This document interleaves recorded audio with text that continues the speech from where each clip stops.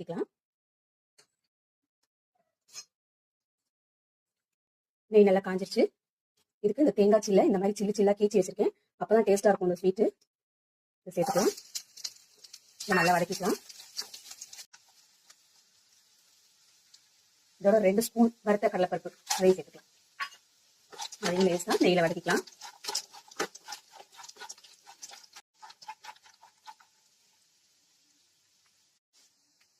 இதுல இப்ப 1 cup sugar சேர்த்துக்கலாம்.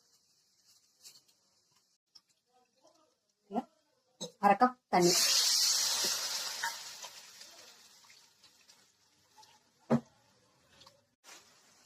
இது நல்லா கொதிக்க ஆரம்பிச்சிருச்சு. இருக்கலாம் நமக்கு பாகு வர வரைக்கும் நல்லா கொதிச்சு வேகட்டும்.